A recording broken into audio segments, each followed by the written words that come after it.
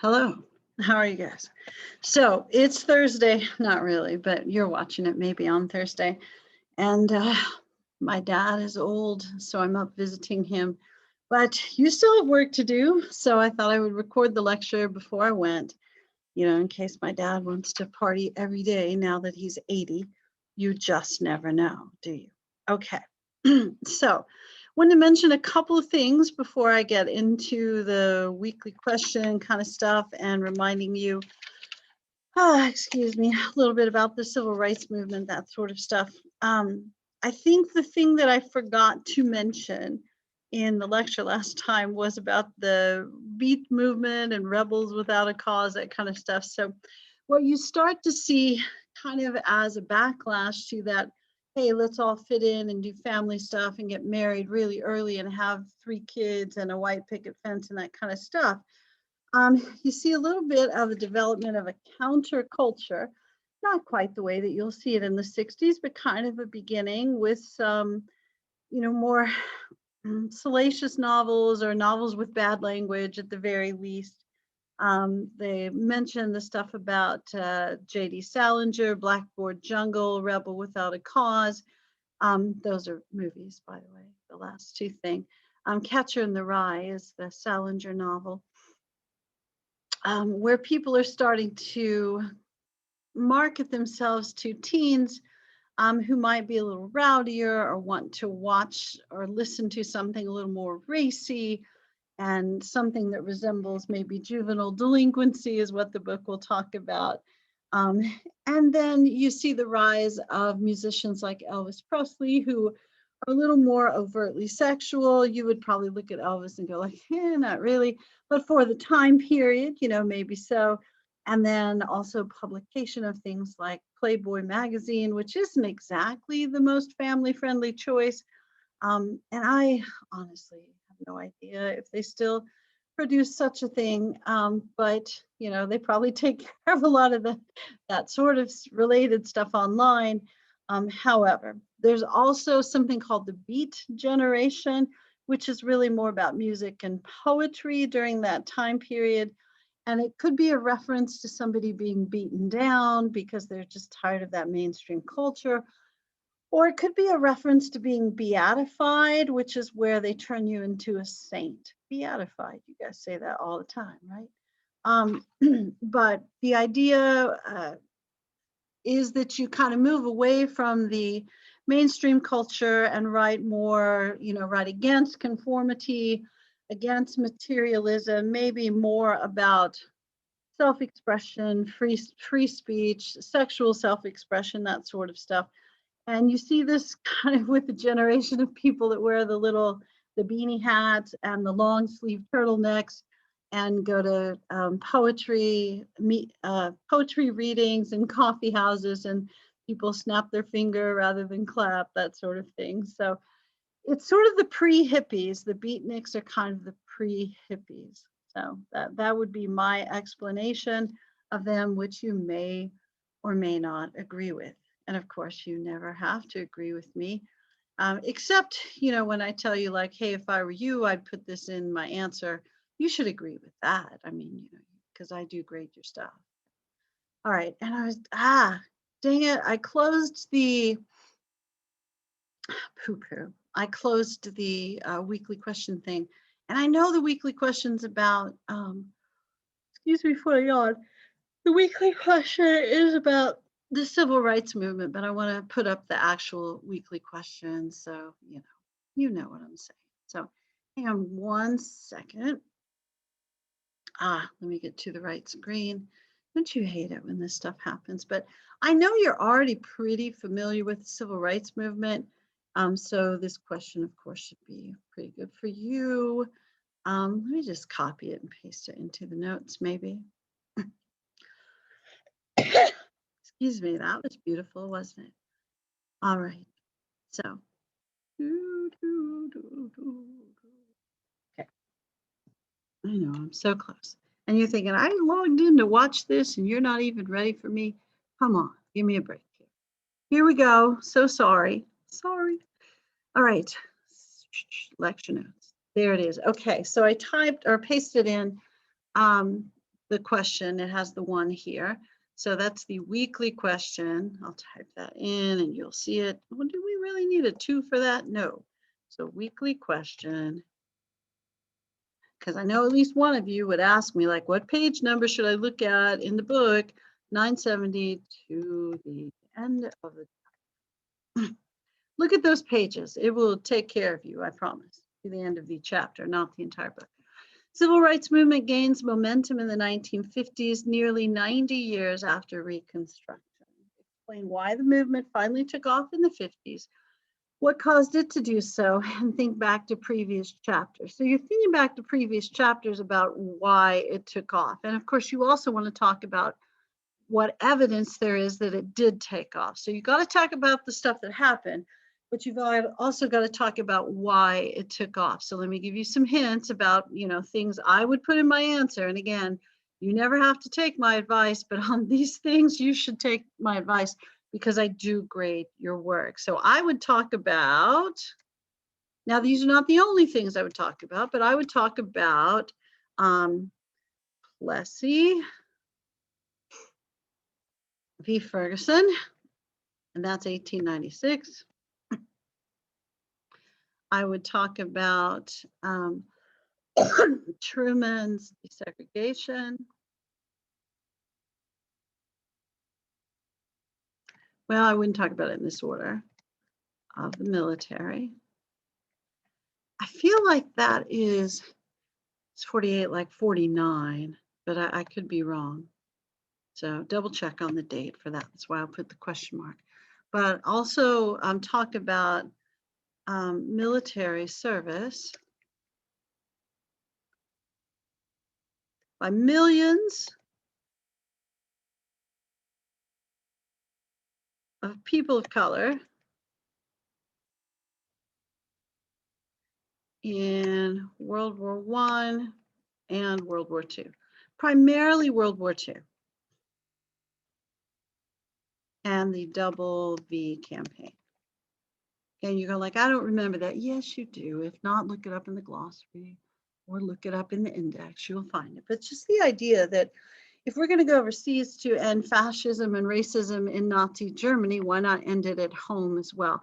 And you could also talk about A. Philip Randolph and the proposed march on march or protest or boycott, not boycott, what is it, strike that African-American workers were considering in defense industries. So there's lots of stuff you could talk about, but you got to mention Plessy versus Ferguson because this is the court case that makes segregation legal. It's where any discussion of civil rights and segregation probably should start. And then if you don't mention that people of color served in the military, it sort of negates the idea. This is why you want to mention it. Don't just say like, hey, they served in the military, but they serve overseas in places that are not segregated by race, mostly because they're fighting in places where there's only one racial or ethnic group. So it's not necessarily that they're less prejudiced overseas. They have a different sort of prejudice that isn't related to race. So there's not segregation in civilian life in Europe or perhaps in Asia during World War II campaign. So they live in an unsegregated world when they're overseas, and when they come back home, it's not so hard to imagine. Also, if you're in the military, you get a lot of leadership training, plus you're really physically fit, and you've just defeated Nazism. So when some old prejudiced guy tells you you can't use a certain bathroom or a certain restroom, your thought is, if I could defeat Hitler, I can probably use whichever water fountain I would like. When Truman desegregates the military, that was also the beginning of some changes that you will expect as an African American or person of color who served in the military, that maybe could be extended to the rest of civilian life. And then, of course, you'll want to talk about Brown versus Board of Education, which should be upcoming in the notes. So I don't know. So that stuff really is more for the introduction. I won't add any stuff. All right, notes. All right, so here we go. And this will be kind of a shorter version of this, but you've got the page numbers. Scroll back so you can see them. 970 to the end of the chapter. Yeah, you got to use that textbook. I'm telling you, paid $20 for it, 30, who knows, maybe you didn't pay for it at all, but use it. It's really useful. Okay. So as far as civil rights stuff, 1954 Brown versus Board of Education. Thurgood Marshall will be the lawyer who argues Brown versus Board of Education at the Supreme Court. He will also be the first African American to serve on the Supreme Court. Not right away, so that probably, you might put eventually serves on the Supreme Court if you put that in your answer, but he had already successfully argued a few cases before the Supreme Court. He was trained by Charles Hamilton Houston, who created the Howard School of Law intentionally to overturn Plessy versus Ferguson. You may or may not remember, but Plessy versus Ferguson was about segregation in public facilities, a train in that instance, and it was extended to segregation in all public facilities, including schools. The NAACP had worked over about a 30-year period to desegregate law schools, medical schools, all graduate schools, all colleges, and then with Brown versus Board of Education to desegregate public schools. I could talk to you honestly for about an hour about Brown versus Board of Education, but I don't really want to do that. What I'll suggest to you is that the case changes pretty dramatically when the Chief Justice dies, not, at the court or anything like that, but in the middle of the case being presented, deliberated, and all that stuff. So they get a new Chief Justice who's appointed by Dwight Eisenhower. Oh goodness. And Earl Warren is I can't remember his name. So the guy before him was Fred Vinson, who's probably not nearly as famous, but I could remember his name. And Earl Warren replaces him. Earl Warren had never been on the Supreme Court, hadn't been a judge before, but had been a lawyer. His main function was to help Eisenhower win the campaign in California when he ran for president. So his reward for doing that was getting to be Chief Justice on the Supreme Court. That would never fly in the modern era. There's no way he would be confirmed in the modern era, but it was different back then. If the president said, this is who I want, and he wasn't a criminal, it didn't even matter if he'd been a judge before. It's yeah, just give him what he wants. So the rest of the Supreme Court, not super excited to see what's essentially a politician becoming the Chief Justice of the Supreme Court. And in the middle of a case like this, they weren't necessarily very excited about adjudicating because they knew that no matter however they rule, they're going to upset one section of the country. The South is going to be extremely unhappy if they desegregate. The North is going to be extremely unhappy if they don't. And while more people live in the North's already desegregated. So the work's going to have to happen in the South. And they're not really sure, how much they want to push that because they figure the reaction could be violent, which, as you know, it is. So when this new Chief Justice comes in, they really expect him to be pretty conservative, and that's why Eisenhower had appointed him. Eisenhower was not super excited about desegregating the military. That'll be my understatement of the day, but did it because he was the head of the military when Truman ordered it, and you follow orders in the military. So Eisenhower is not very aggressive on civil rights and appoints people that he figures will be the same way as him. But dang, he got a big surprise with Earl Warren, who came in and said, to me, the answer is obvious that segregation in and of itself is discrimination. So there's no way that we can continue to segregate public schools and not say that it's because we think that minority children are inferior. So we have to overturn Plessy versus Ferguson. He says this privately, of course, but we need to do it in a way that isn't going to cause controversy in the rest of the country. So he says we really need to find a way to come to a unanimous decision. And he doesn't, you can't force a bunch of justices on the Supreme Court to do what you think they should do. So he works really kind of ingeniously to get other people on the Supreme Court to make legal arguments because he knows they're not going to respect his legal arguments because he's the new guy. and he's going to use his political skills with the other people that are more open to that. And you end up with a 9-0 ruling to overturn Plessy versus Ferguson. Now, people still get upset about it, but at least this way, it's not like, well, it was a close ruling, we can ignore it. It's a bunch of liberals on the Supreme Court, because it wasn't that at all. But anyway, so Brown versus Board of Education is the legal foundation for the civil rights movement. Desegregates public schools, hugely important. Also, a year later, Emmett Till. I don't know if you've heard a story about Emmett Till, but this should link to a story about it. It does on the PBS page. Emmett Till's a little dude from Chicago.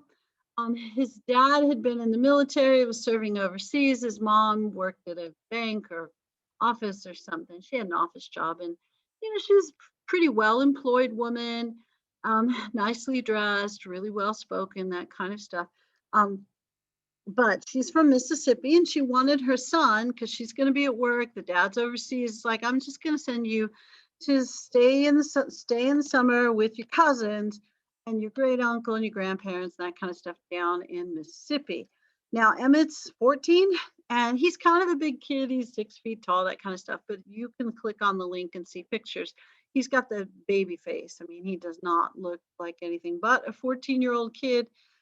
So his mom sends him down, and he gives him the talk that you would give a Black kid who's going to the South in the 50s. It's like, look, son, I know you live up here. We're desegregated here. You're in the city. Everything's pretty reasonable here. People treat you well.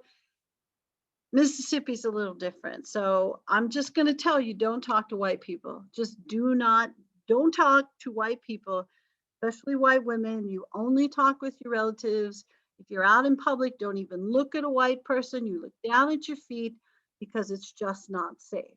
Now, like any 14-year-old kid, he thinks his mom is stupid. So his cousins talk him. He brings his yearbook down there, and he kids around and says, well, maybe he's not kidding around. I don't know. But he tells everybody that he shows yearbook pictures, and he picks out girls and says, they're my girlfriends. And some of them are white, some of them are Black. And, his cousins are pretty entertained. So they dare him to go into the local store and say something to the woman who's working there, who is a white woman. He does, and he's dead within 24 hours. That fellow's husband and brother-in-law come to the great uncle's house where he's staying. They take him out, they beat him all night, torture him, tie him to a cotton gin fan, and throw him into a river. He's likely dead before they tie him to the cotton gin fan and throw him into the river, but they kill him. And they will say in an interview about it that the reason they killed him is he was talking about having a white girlfriend, and that it's the mixing of the races that distressed them so much. They end up putting his killers on trial, and their defense is essentially his body is unrecognizable, so you don't really know that it's him, because there's not forensics, and there's kind of fingerprints at that time, but he'd been in the water for a couple of days before they found him, so that wasn't going to work very well. They end up, I'm sure you aren't surprised, in a little town in Mississippi with an all-white jury. They end up being found not guilty, but then they sell the story of how and why they killed him to a newspaper magazine called Look, which, it's a news magazine, I'm sorry, called Look, that you can find the interview online, I'm pretty sure. But this becomes a national story. Some of the photos of Emmett Till at his funeral are published in African American publications, and it causes a lot of controversy. And this is after school desegregation is passed. By the way, it's going to take about 15 or 20 years before schools are actually desegregated. Let's see what else. And I've got to hurry because I have another class that I have to teach. So Rosa Parks, I assume you know everything about Rosa Parks. She sat in front of the bus. They wanted her to move to the back. She says, I don't know why I have to do this. And I don't know why you enforce these laws. And the police officer says, I don't really know either, but I have to. He's a highly respected person in our community. Other people had been, arrested for this before. They just weren't highly respected. she's kind of an above reproach, church going, everybody respects her, white, black, whatever. So when she does this, she is the perfect person to go to court with. The end result is a year-long bus boycott by African Americans in Montgomery, Alabama, which nearly causes the bus companies to go bankrupt, but they still won't relent until the Supreme Court tells them they have to. Little Rock Central, the state of Arkansas, decided that they did not want to desegregate their public high schools. So when the NAACP finds 9 kids who will agree to try to desegregate Little Rock Central High School, the governor decides to send the National Guard there to keep those 9 kids out. Eisenhower responds by sending the 101st Airborne. And remember, he's not super assertive about civil rights.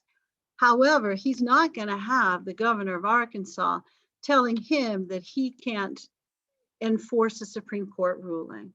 So he'll send the 101st Airborne, and they'll have paratroopers in large number, like 1,500 there for about a month. And then for the first semester, each of those 9 kids gets their own paratrooper. But then by the end of the semester, the end of the after Christmas break, no paratroopers go back.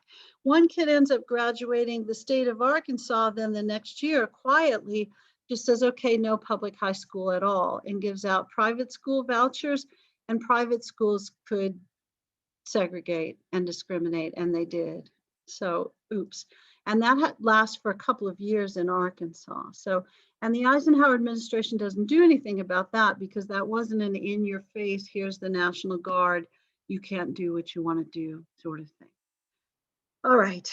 I know that I've already talked to you about the 1960 Kennedy election and Kennedy-Nixon election. And people were concerned that Kennedy didn't have the experience, but he was a World War II Purple Heart dude. People respected him. There was kind of a poor versus rich conflict here. His family was very wealthy. He'd gone to Harvard. I think he'd gone to Georgetown as well. Nixon was decidedly more middle class, to be sure. He went to Whittier College in California and Duke Law School, I think on a scholarship. Well, certainly, you know, as part of his military service. He was from California. He definitely had more political experience. As I mentioned to you before, there was that very well-viewed televised debate where Nixon honestly doesn't look as good as Kennedy, partly because of nature and partly because Nixon is sick and wouldn't wear makeup because he didn't think it was very manly. So your book will give you more details because I know this is a super quick lecture and I apologize, although you're going like, nah, it's good because we get to listen to you all the time anyway. But I think I covered most of the main stuff. The book does a really good job of going into detail about some of those events of the civil rights movement. And I'm telling you again, when you answer the weekly question, for the background part, I would definitely talk about Plessy, military service, World War I and World War II, and how that gives people confidence, leadership, leadership skills, and also experience living in a non-segregated world in Europe, and then the desegregation of the military. So you see, you know, stuff kind of following a natural progression. And mention the Double V campaign. You know, if you're going to eliminate racism overseas, why not eliminate it within the United States? All right, I apologize for making this so short. Please send me an email if you have any questions. I think you're going to do great on the weekly question, especially if you look at pages 970 to the end of the chapter. All right, thank you. There we go. All right, thanks. Bye. Have a lovely weekend. Good luck on the weekly question. Bye.